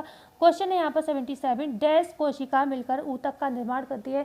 एक बार मैं फिर से कहना चाहूँगी, क्योंकि बहुत से लोग वीडियो को देखते हैं पर नहीं लाइक करते हैं, ठीक है। बहुत से लोग ऐसे हैं जो नहीं चैनल को सब्सक्राइब करते हैं, ज़रूर कर लीजिएगा, जिससे आपको बस फ़ायदा ये है कि आपको भी वीडियो टाइम टू टाइम मिलती रहेगी, और मेरा है सो तो है ही, ठीक है। क्वेश्चन यहाँ पर 77 है। डैश कोशिका मिलकर ऊतक का निर्माण करती है। समान गुण वाली कोशिका, संरचना वाली कोशिका, कार्य वाली कोशिका या उपयुक्त सभी। तो आपने एक डेफिनेशन पढ़ी भी होगी कि समान गुण वाली, समान संरचना वाली और समान कार्य वाली कोशिकाएं मिलकर क्या करती हैं? ऊतक का निर्माण करती हैं। तो डी ऑप्शन हमारा यहाँ पर सही हो जाएगा, उपयुक्त सभी, ठीक है। बढ़ते हैं क्वेश्चन नंबर यहाँ पर 78। शरीर के विभिन्न भागों पर थपथपाने से उत्पन्न ध्वनि के आधार पर परीक्षण करना क्या कहलाता है? ठीक है, जब शरीर के विभिन्न भागों पर हम क्या करते हैं? थपथपा कर देखते हैं, फिर उसको थपथपाने से एक ध्वनि निकलती है। जो डॉक्टर होते हैं इस चीज़ के, ठीक है, जिन्होंने इन चीज़ों को काफ़ी समझा होता है, जिन्हें आता है इस तरीके का परीक्षण करना, तो वो लोग क्या होते हैं? उस ध्वनि को पहचान कर परीक्षण करते हैं। उसे हम स्पष्ट परीक्षण कहते हैं, आघात परीक्षण कहते हैं, जन्मजात परीक्षण कहते हैं, उपयुक्त सभी। तो इसी को हम आघात परीक्षण कहते हैं, ठीक है। बी ऑप्शन यहाँ पर सही हो जाएगा। क्वेश्चन है यहाँ पर 79। निम्न में कौन कोशिका अंगक यहाँ पर नहीं है? माइटोकॉन्ड्रिया, राइबोसोम, गोल्जी उपकरण या फिर यकृत। तो यकृत क्या है? हमारे शरीर की सबसे बड़ी ग्रंथि है, जिसका वजन 1.5 kg तक माना जाता है, ठीक है। यहीं से पित्तरस का श्रावण होता है। तो यहाँ पर हमारा डी ऑप्शन सही हो जाएगा, क्योंकि ये क्या है? ये ग्रंथि है, ना कि कोशिका का अंग है। बकाया माइटोकॉन्ड्रिया, राइबोसोम, गोल्जी उपकरण हो गया, ये सभी क्या है? केंद्रक हो गए। तो ये सभी क्या है? आपके कोशिका के अंगक है। बात करते हैं क्वेश्चन नंबर 80। निम्न में से कौन सा कार्य माइटोकॉन्ड्रिया का है? ग्लूकोज उपापचय, एटीपी का निर्माण, एटीपी का संग्रह या फिर उपरोक्त सभी। तो जो माइटोकॉन्ड्रिया होती है इसे हम ऊर्जा गृह या पावर हाउस भी कहते हैं, ठीक है। ओके, ऊर्जा गृह कहते हैं, है ना। तो ये जो होती है कोशिका का अंग भी है। तो यहाँ पर ग्लूकोज का उपापचय भी होता है, एटीपी ऊर्जा का, एडिनो ट्राइफॉस्फेट का निर्माण भी होता है और एडिनो ट्राइफॉस्फेट का संग्रहण भी होता है। तो डी ऑप्शन यहाँ पर बिल्कुल सही हो जाएगा। क्वेश्चन यहाँ पर 81। कोशिका का सबसे बड़ा अंगक है केंद्रक, माइटोकॉन्ड्रिया, राइबोसोम या सेंट्रोसोम। तो कोशिका का सबसे बड़ा अंग इनमें से अगर बात करें तो इसे हम कहते हैं, इसका क्या है? इसका मस्तिष्क, सीपीयू कहते हैं। कोशिका का सीपीयू, सेंट्रल प्रोसेसिंग यूनिट किसे कहते हैं? केंद्रक को कहते हैं, क्योंकि ये सबसे बड़ा अंग है कोशिका का, ठीक है। और इसी में आपकी सारी चीज़ें होती हैं, डीएनए, आरएनए, आपके जो भी जीन हैं, सब कुछ इसी में पाए जाते हैं। क्रोमेटिन धागे होते हैं केंद्रक में, जिसमें आपके जीन वगैरह पाया जाता है, क्रोमोसोम पाया जाता है, ठीक है। तो ये ऑप्शन यहाँ पर बिल्कुल सही हो जाएगा। राइबोसोम को हम प्रोटीन की फैक्ट्री कहते हैं, ओके, प्रोटीन की फैक्ट्री कहते हैं, ध्यान रखिएगा, ओके, फैक्ट्री। ओके। और यहाँ पे माइटोकॉन्ड्रिया को ऊर्जा गृह कहते हैं। क्वेश्चन है 82, समान रचना तथा समान कार्य करने वाली कोशिकाओं के समूह को अंग कहते हैं, ऊतक कहते हैं, कंडरा भी कहते हैं, पेशियाँ कहते हैं। तो यहाँ पर ऊतक आंसर होगा। अभी हमने ऐसा क्वेश्चन सॉल्व भी किया था। कई बार ऐसे भी एक क्वेश्चन आ जाते हैं जो बिल्कुल मिलते जुलते होते हैं, तो वो भी चीज़ हमने फॉलो की है आज, ठीक है। तो यहाँ पर बी ऑप्शन सही था। क्वेश्चन है 83, निम्न में से किसे आत्मघाती थैली कहते हैं? क्रोमोसोम को, लाइसोसोम को, रिक्तिका का या गोल्गी बॉडी को, और सारी ब्रांचेस को इंक्लूड किया। ये सारे भी हमने कम से कम 10-15 क्वेश्चन किए हैं फिजियोलॉजी के। तो यहाँ पर आत्मघाती थैली हम किसको कहते हैं? लाइसोसोम को कहते हैं। बी ऑप्शन सही हो जाएगा। बात करते हैं क्वेश्चन नंबर, गोल्जी बॉडी की खोज अगर पूछा जाए किसने की, तो कैमिलो गोल्जी ने की थी, राइबोसोम की पैलेट ने की थी। तो ये छोटी छोटी चीज़ें भी याद रखिएगा। क्वेश्चन है 84, केंद्र के भीतर द्रव्य में धागे जैसी संरचनाएं कहलाती हैं। जो केंद्रक होता है, केंद्रक क्या है? कोशिका में पाया जाता है। क्या आप लोगों को शोर आ रहा है? बारात हमारे यहाँ चढ़ रही है, बहुत ज़्यादा शोर हो रहा है। केंद्र के भीतर द्रव्य में धागे जैसी संरचनाएं होती है। जो केंद्रक होता है, ठीक है, ये कोशिका होती है और इसी में केंद्रक पाया जाता है। तो इसमें क्या होता है? द्रव्य होता है जो है ना, जिसको हम न्यूक्लियस भी कहते हैं। तो उसमें कुछ धागे जैसी संरचनाएं होती है, उन्हें क्या कहते हैं? क्या क्रोमोसोम कहते हैं, राइबोसोम कहते हैं, माइटोकॉन्ड्रिया कहते हैं, या लाइसोसोम कहते हैं? तो यहाँ पर क्योंकि क्रोमोसोम दिया है तो हम ए ऑप्शन करेंगे। बकाया क्रोमोटिन होते हैं वो, ठीक है, वो धागे जैसी संरचना क्रोमोटिन होती है, उसी में क्रोमोसोम पाए जाते हैं। ये ऑप्शन सही होगा। क्वेश्चन है 85, कोशिका का कार्य है श्वसन, प्रजनन, उत्सर्जन या उपरोक्त सभी। तो ये सारे कार्य हमारी कोशिका के द्वारा होते हैं। ओके, कोशिका हमारे शरीर की सूक्ष्मतम इकाई है, ठीक है, सूक्ष्मतम इकाई है, सबसे छोटी यूनिट है, और इसी कोशिका के माध्यम से ही हम श्वसन कर पाते हैं, प्रजनन और उत्सर्जन का कार्य करते हैं। क्वेश्चन है यहाँ पर 86, केंद्रक कौन सी कोशिका में नहीं पाया जाता? श्वेत कोशिका, लाल रक्त कोशिका, श्लेष्मा कोशिका या तंत्रिका कोशिका? जो केंद्रक होता है ना, वो आरबीसी में नहीं पाया जाता, इसीलिए आरबीसी प्लीहा में जाकर मरती है, ठीक है। प्लीहा को इसका क्या कहते हैं? कब्रिस्तान कहते हैं, क्योंकि इसमें आपके केंद्रक नहीं पाया जाता। केंद्रक नहीं पाया जाता है तो लाइसोसोम की वगैरह का भी अभाव होता है, इसलिए ये प्लीहा में जाकर मरती है। बी ऑप्शन सही हो जाएगा। क्वेश्चन है 87, तंत्रिका कोशिका से निकलने वाला प्रबंध जो आवेगों को दूर ले जाता है क्या कहलाता है? अक्षतंतु, कंडराय, केंद्रक या सीरमी कला? जो आपके तंत्रिकाएं कोशिका होती है, तंत्रिकाएं क्या होती है? हमारी बॉडी में जो भी मैसेज होता है उसको मस्तिष्क तक लेकर जाती है, और मस्तिष्क से हमें एक आंसर मिलता है कि हमें क्या करना चाहिए। जैसे हमारी बॉडी में किसी ने मच्छर ने काटा, ठीक है, मच्छर काटता तो एकदम से अचानक हमें महसूस हो जाता है अरे मच्छर काट रहा है, तो हमारा हाथ ऑटोमेटिकली उठ जाता है उसे मारने के लिए। तो तुरंत एकदम मैसेज पहुँचना दिमाग तक कि हाँ हमें ये मच्छर काट रहा है, और तुरंत ही आंसर मिल जाना है कि हम इसको मारें। तो ये सारी चीज़ें किसकी वजह से, ये जो आवेग हो रहा है किसकी वजह से हो रहा है? ये अक्षतंतु की वजह से हो रहा है। ये ऑप्शन से हो जाएगा। क्वेश्चन है यहाँ पर 88, हृदय पेशियाँ किस अंग में पाई जाती हैं? यकृत में, वृक्क में, हृदय में, मस्तिष्क में? कई बार ऐसे भी प्रश्न आपको मिलते हैं जिसका क्वेश्चन में ही आंसर छुपा होता है। देखिए मैंने सारा पैटर्न फॉलो किया है। सी ऑप्शन से होगा। हृदय पेशियाँ कहाँ पाई जाएंगी? हृदय में पाई जाएंगी, ठीक है। क्वेश्चन है 89, आज का क्वेश्चन का भाई लेवल उसी तरीके का, बिल्कुल जैसे पेपर में नहीं कुछ हलवा हो जाता है, कुछ अच्छा हो जाता है, कुछ बेकार हो जाता है, वो वाली चीज़ है। क्वेश्चन है 89, शरीर के अंदर व बाहर उद्दीपनों को ग्रहण करने का कार्य कौन सा ऊतक करता है? संयोजी ऊतक, तंत्रिका ऊतक, वशीय ऊतक या पेशीय ऊतक? तो शरीर के अंदर और बाहर जो भी उद्दीपक हो रहा है कौन? तंत्रिका ऊतक ग्रहण करता है, ठीक है।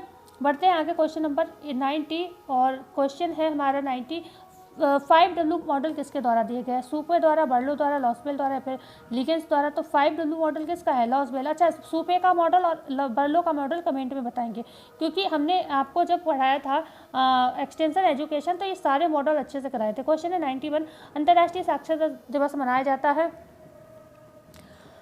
बहुत जल्दी बोल रही हूँ, मैं थक गई हूँ थोड़ा आराम कर लेती हूँ।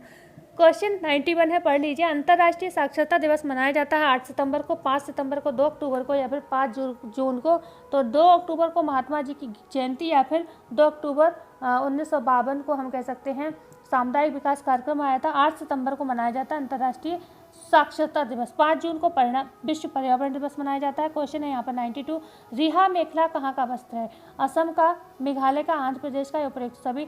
तो ये जो रेहा मेखला जो वस्त्र रेहा मेखला होता है वो असम का है, ठीक है। ये ऑप्शन से हो जाएगा। क्वेश्चन है पैच वर्क का उदाहरण है ग्रे गुड्स, जरी वर्क, पैच वर्क या फिर उपरोक्त सभी? तो पैच वर्क का अगर हम उदाहरण की बात करें तो ग्रे गुड्स तो आप जानते हो जो गंदे वस्त्र होते हैं, जो करघे से उतरे हुए होते हैं, जिन पर ग्रीस वगैरह के दाग लगे होते हैं, उसको कहते हैं ये गंदा वस्त्र होता है। बिना परिसज्जा रहित वस्त्र होता है ये, ठीक है।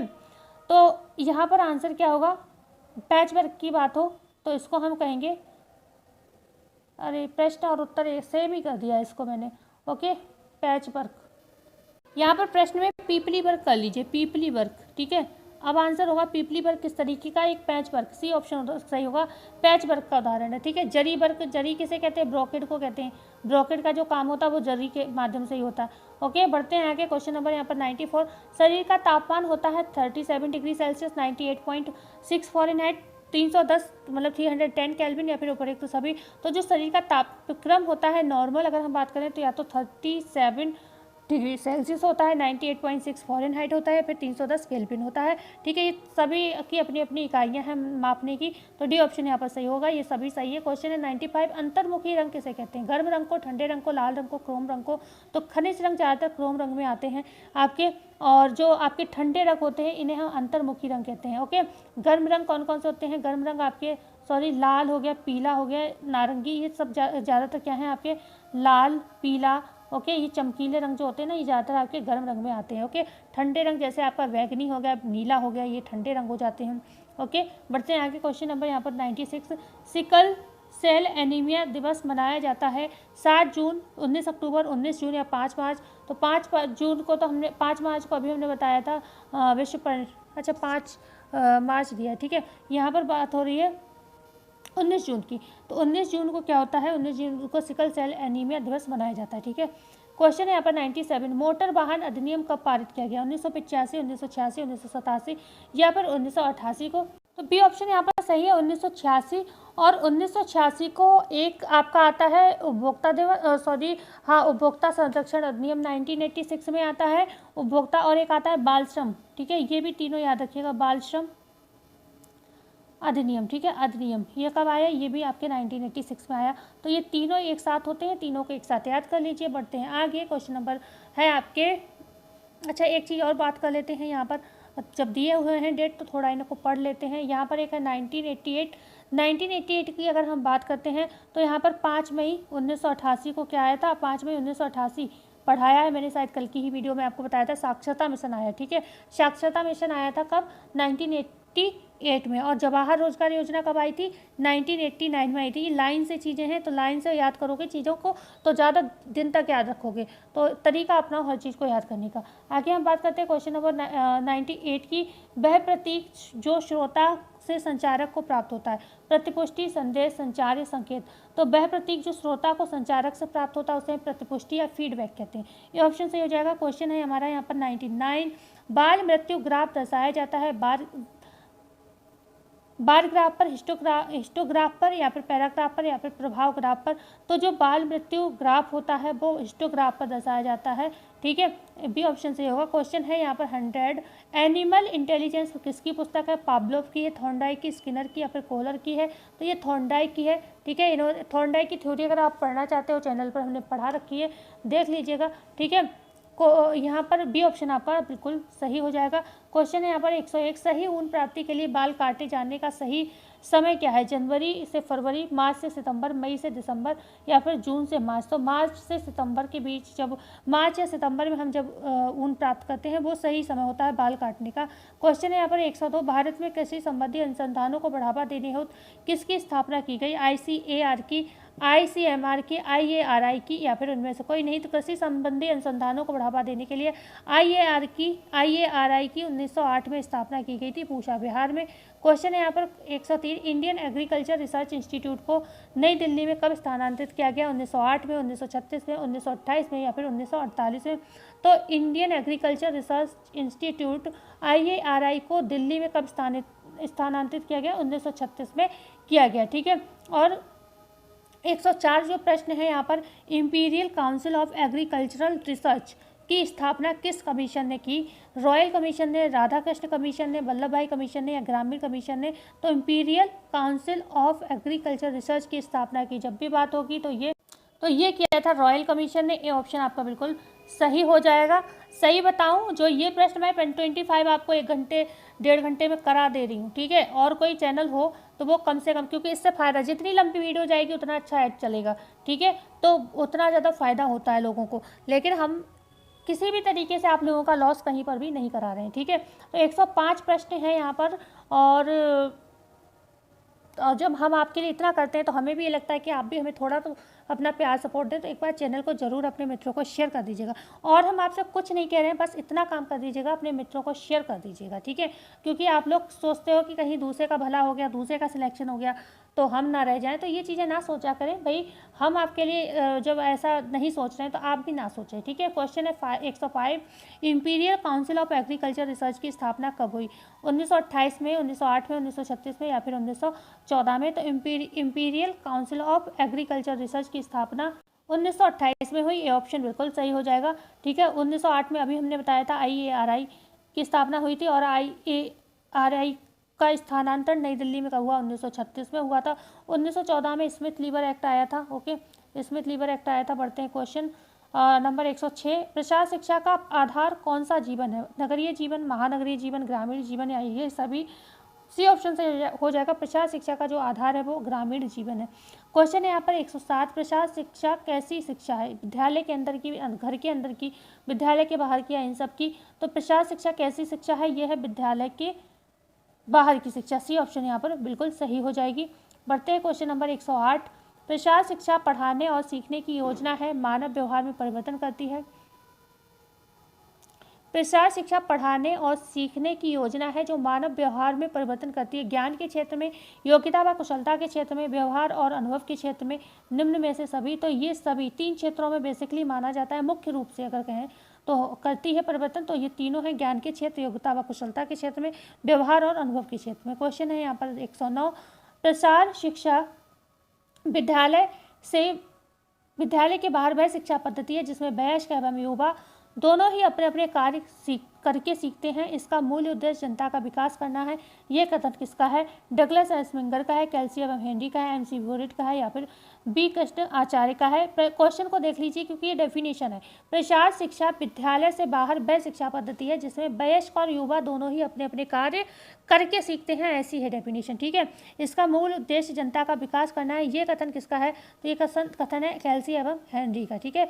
बी ऑप्शन सही होगा। क्वेश्चन है यहाँ पर 110, शरीर के 60% ऊर्जा का ह्रास कितने डिग्री ताप बढ़ने पर होता है? 2 degree Fahrenheit, 1 degree Fahrenheit, 1 degree Fahrenheit, या फिर 60 डिग्री फ़ारेनहाइट? तो 1 डिग्री फ़ारेनहाइट बढ़ने पर 60% ऊर्जा का ह्रास होता है। क्वेश्चन को मैंने थोड़ा सा घुमाया है। क्वेश्चन है यहाँ पर 111, लखनऊ चिकनकारी का यहाँ पर टाका कौन सा नहीं है? खटाऊ नहीं है, मुर्री नहीं है, बिजली नहीं है, या फिर क्रॉस नहीं है? तो यहाँ पर डी ऑप्शन सही होगा। खटाऊ, मुर्री और बिजली का प्रयोग करते हैं, क्रॉस का नहीं करते हैं इसमें प्रयोग। क्वेश्चन है 112, इन्फेंट डेवलपमेंट पुस्तक के लेखक हैं डार्विन महोदय, टेन महोदय, फ्रॉबेल महोदय, पेस्टोलॉजी? तो इन्फेंट डेवलपमेंट की पुस्तक जो है पुस्तक के लेखक कौन है? टेन महोदय हैं। बी ऑप्शन सही हो जाएगा। क्वेश्चन है यहाँ पर 113, समन्वित बाल विकास योजना के कार्य क्षेत्रों में शामिल नहीं है टीकाकरण, पूरक आहार, औपचारिक शिक्षा, प्रशिक्षण कार्यक्रम? तो यहाँ पर कोई किसी भी तरीके की औपचारिक शिक्षा नहीं दी जाती है। ICDS में क्या दिया जाता है? यहाँ पर टीकाकरण कराया जाता है बच्चों का, पूरक आहार दिया जाता है, प्रशिक्षण कार्यक्रम भी चलाए जाते हैं, पर औपचारिक शिक्षा नहीं दी जाती है। क्वेश्चन है यहाँ पर 114, प्रसार शिक्षा एक व्यावहारिक विज्ञान है जिसके सिद्धांतों का उपयोग करके स्कूल के बाहर वयस्कों और युवाओं की समस्याएं हल की जाती हैं। यह कथन किसका है? लीगेंस का, दहामा का, वोरेट का, एल्समिंगर का? तो प्रसार शिक्षा एक व्यावहारिक विज्ञान है जिसके सिद्धांतों का उपयोग करके स्कूल के बाहर वयस्कों और युवाओं की समस्याएं हल की जाती हैं, जो ये परिभाषा है। ए ऑप्शन लीगेंस की यह परिभाषा है, ठीक है। ए ऑप्शन सही होगा, ठीक है। बढ़ते हैं क्वेश्चन नंबर 115, निम्न में कौन सा प्रसार शिक्षा का प्रमुख अंग है? शोध या खोज करना, शिक्षण करना, प्रसार कार्य सेवा, या फिर यहाँ पर उपयुक्त सभी होगा? तो बिल्कुल डी ऑप्शन सही होगा। शोध या खोज का कार्य भी प्रसार शिक्षा के अंतर्गत किया जाता है। यहाँ पर शिक्षण का कार्य भी होता है, मतलब भले ही अनौपचारिक शिक्षा चलती पर होती है, और प्रसार कार्य सेवा भी होता है। डी ऑप्शन यहाँ बिल्कुल सही होगा। क्वेश्चन है यहाँ पर 116, निम्न में कौन प्रसार सेवा कार्य का आधारभूत तत्व है? मनुष्य स्वयं को, मनुष्य का पर्यावरण, मनुष्य निर्मित साधन व संस्थाएं, या फिर ये सभी? आंसर सही होगा। तो यहाँ पर डी ऑप्शन बिल्कुल सही हो जाएगा। यहाँ पर मनुष्य स्वयं को, मतलब स्वयं के लिए भी कार्य करता है, अपने पर्यावरण को भी हेल्दी बनाने की कोशिश करता है, और मनुष्य निर्मित साधन और संस्थाओं का प्रयोग किया जाता है। तो डी ऑप्शन यहाँ पर बिल्कुल सही होगा। क्वेश्चन है 117, निम्न में कौन प्रसार शिक्षा से संबंधित नहीं है? स्थानीय संस्कृति व रीति रिवाज का सम्मान करना, कार्यक्रम की सफलता के प्रति विश्वास जागृत करना, धार्मिक संस्कृति विचारों में परिवर्तन लाना, आर्थिक और सामाजिक परिवर्तन लाना। तो यहाँ पर प्रसार शिक्षा से संबंधित जो है कार्य जो है क्या नहीं है ये पूछना है। तो यहाँ पर किसी के धार्मिक सांस्कृतिक विचारों में परिवर्तन नहीं लाया जाता है। बकाया ए भी सही है, बी भी सही है और डी भी सही है। ठीक है, बढ़ते क्वेश्चन नंबर 18। प्रसार शिक्षा का निम्न में क्या उद्देश्य है? लोगों का विश्वास करना, ग्रामीणों को ऐसे जीवन अवसर प्रदान करना ताकि उनकी योग्यता व नेतृत्व में वृद्धि हो सके, लोगों का सामाजिक, प्राकृतिक, भौतिक, मनोरंजनात्मक, आर्थिक जीवन उन्नत करना, या फिर उपरोक्त सभी उद्देश्य है। तो प्रसार शिक्षा के यहाँ पर सभी उद्देश्य हैं। लोगों का विश्वास करना, ग्रामीणों को ऐसे जीवन अवसर प्रदान करना ताकि वे अपना नेतृत्व और वृद्धि स्वयं कर सकें, लोगों का सामाजिक, प्राकृतिक, ये मतलब ये भी आर्थिक जीवन उन्नत करना, ये सभी कार्य हैं। तो डी ऑप्शन यहाँ पर बिल्कुल सही हो जाएगा। बढ़ते हैं क्वेश्चन नंबर 119। प्रसार शिक्षा का क्षेत्र निम्न में किससे संबंधित है? मनुष्य के निजी विकास, मनुष्य के परिवेश का विकास, सरकारी संस्था व साधनों का विकास। ए और बी दोनों सही है। तो प्रसार शिक्षा का क्षेत्र जो है मनुष्य के जो है निजी विकास और मनुष्य के परिवेश का विकास, इन दोनों से संबंधित है। तो डी ऑप्शन यहाँ पर सही हो जाएगा। सरकारी संस्था के साधनों का विकास से कोई संबंध नहीं है। Question number 120। प्रसार शिक्षा को ग्रामीण समाज का उपयोगी ज्ञान देने की विधि कौन मानता है? दहामा, लीगन्स, एम.सी. बुरेट या फिर कृष्णामाचारी। तो यहाँ पर जो दहामा है ये प्रसार शिक्षा को ग्रामीण जीवन के समाज को उपयोगी ज्ञान देने की विधि मानते हैं। ये ऑप्शन सही है। क्वेश्चन है यहाँ पर 121। प्रसार कार्यक्रम का महत्वपूर्ण अंग है वयस्क शिक्षा, कृषि शिक्षा, गृह विज्ञान शिक्षा, यौन शिक्षा। तो प्रसार शिक्षा का जो महत्वपूर्ण अंग है वो होगी आपकी नंबर 1 वयस्क शिक्षा। ठीक है, ए ऑप्शन बिल्कुल सही हो जाएगा। मेरा मुंह बहुत ज़्यादा सूखने लगा है। क्वेश्चन है यहाँ पर 22। ग्रामीण जीवन के विकास के लिए उपयोगी ज्ञान के फैलाव को हम प्रसार कहते हैं। ये कथन किसका है? रमाबाई का, भट्ट का है, रेड्डी का है या फिर दहामा का है? तो ये क्या है? W.H. भट्ट का कथन है। ठीक है ना। ग्रामीण जीवन के विकास के लिए उपयोगी ज्ञान के फैलाव को हम प्रसार कहते हैं, ये कथन किसका है? W.H. भट्ट का है। ठीक है। क्वेश्चन है यहाँ पर 23, मतलब बी ऑप्शन सही था। क्वेश्चन है 123। अग्नाशयी रस में निम्नलिखित नहीं होता है? पेप्सिन नहीं होता है, लाइपेज नहीं होता है, एमाइलेज नहीं होता है, ट्रिप्सिन नहीं होता है। तो अभी हमने स्टार्टिंग में बात भी की थी, जो पेप्सिन होता है ये कहाँ होता है? ये आमाशय में पाया जाता है। ठीक है, आमाशय में पाया जाता है। आमाशय जो होता है पाचन तंत्र का सबसे चौड़ा भाग होता है। ठीक है, चौड़ा भाग होता है। और यहाँ पर आपके जो होता है प्रोटीन और जो आपके फैट का भी मतलब तोड़ने का काम यहाँ पर होता है। सभी चीज़ों का थोड़ा थोड़ा यहाँ पर तोड़ने का काम होता है। ओके, लेकिन पूर्ण पाचक कहाँ होता है? छोटी आंत में जाकर होता है। ओके, तो यहाँ पर ए ऑप्शन जो है बिल्कुल सही हो जाएगा। आमाशय रस में आमाशय रस में हाँ, अग्नाशयी रस पूछा गया। सॉरी, मैं सोच रही थी आमाशय है। अग्नाशयी रस में निम्नलिखित नहीं होता है, तो पेप्सिन नहीं होता है। ठीक है, बकाया लाइपेज भी होता है, एमाइलेज भी होता है और ट्रिप्सिन भी होता है। ओके, लाइपेज हम सभी जानते हैं वसा का पाचन या तोड़ने का काम करता है, और एमाइलेज कार्बोहाइड्रेट और ट्रिप्सिन प्रोटीन। ठीक है, तो यहाँ पर क्वेश्चन है शरीर की सबसे बड़ी ग्रंथि कौन सी है? पिट्यूटरी है, लार ग्रंथि है, यकृत है, थायराइड ग्रंथि है। तो यहाँ पर अगर शरीर की सबसे बड़ी ग्रंथि की हम बात करेंगे तो वो क्या होगी? यकृत ग्रंथि होगी। ठीक है, यकृत होगी ये हमारे शरीर की सबसे बड़ी ग्रंथि। और पिट्यूटरी पूछा जाए कौन सी ग्रंथि होती है? इसी पीयूष को कहते हैं, जो हमारे मस्तिष्क में पाई जाती है, पीयूष ग्रंथि होती है। लार ग्रंथि हमारे मुख में पाई जाती है। कहाँ पाई जाती है? मुख में पाई जाती हैं। और थायराइड ग्रंथि कहाँ पाई जाती है? हमारे गले में पाई जाती है। ठीक है, गले में पाई जाती है। तो यहाँ पर आपका क्या ऑप्शन सही था? बड़ी ग्रंथि की बात हुई थी, तो सी ऑप्शन यहाँ पर बिल्कुल आपका सही हो गया। बात करते हैं क्वेश्चन नंबर 125, जो कि आज की क्लास का लास्ट क्वेश्चन है। और हमने कहा था 125 का समय, यहाँ देखिए आपको 1 घंटे में करा दिया। क्वेश्चन है 125, लार में उपस्थित उस एंजाइम का नाम बताइए जो भोजन के पाचन में मदद करता है। Salivary amylase, beta amylase, alpha dextrose या फिर बीटा डेक्सट्रोज। तो लार में उपस्थित उस एंजाइम का नाम बताना है जो भोजन के पाचन में मदद करता है। ये ऑप्शन यहाँ पर सही होगा, जिसे हम सैलेबरी, ठीक है, एमाइलेज कहते हैं। ठीक है, ये ऑप्शन बिल्कुल हमारा सही हो जाएगा। तो आज की क्लास कैसी लगी? कितने क्वेश्चन आपके आज की क्लास में सही हुए? ये सब हमें बताएंगे ज़रूर कमेंट करके कि आपने कितने क्वेश्चन इसमें जो है बिल्कुल सही है। ओके, और 125 में देखिए मैंने आपका कितना समय बचा दिया। मात्र 1 घंटे में मैंने ये टेस्ट पेपर आपका पूरा करा दिया। और जबकि ऐसा नहीं है, जबकि टेस्ट सीरीज में हम लोग बहुत ज़्यादा एक्सप्लेनेशन नहीं करते हैं, फिर भी हमने काफ़ी हद तक आपको चीज़ें बताने की कोशिश भी की। बस हमने स्पीड को थोड़ा बढ़ाया। ओके, स्पीड थोड़ा बढ़ाया। तो अगर आप लोगों को ये लगे कि बहुत जल्दी जल्दी बोल रही हूँ मैं, नहीं समझ आ रहा है, तो उस कंडीशन में आप अपनी फ़ोन की स्पीड थोड़ी स्लो कर लीजिएगा। ठीक है, जहाँ पर मैं धीरे बोल रही हूँ वहाँ पर क्या कह रही है, स्पीड को बढ़ा लीजिएगा। इससे क्या है, आप कम समय में ज़्यादा पढ़ पाओगे। मैं हर वो तरीका आप लोगों को बताती चलती हूँ जिससे आपकी पढ़ाई ज़्यादा हो।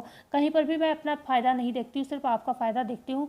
ओके, बस इतना ही फ़ायदा अपने आप को देखती हूँ कि मैं चाहती हूँ आप लोग हमें ज़्यादा से ज़्यादा सपोर्ट करें। तो मिलते हैं कल नई वीडियो में। और आज कितने लोग अपने हमारे चैनल को शेयर करेंगे अपने मित्रों को, हमें कमेंट में ज़रूर बताएं। कितने लोगों को करेंगे ये भी बताएंगे कि आपने कितने लोगों को हमारे चैनल को शेयर किया। ठीक है, तो मिलते हैं कल नई वीडियो में नई जानकारी के साथ। जब तक के लिए धन्यवाद।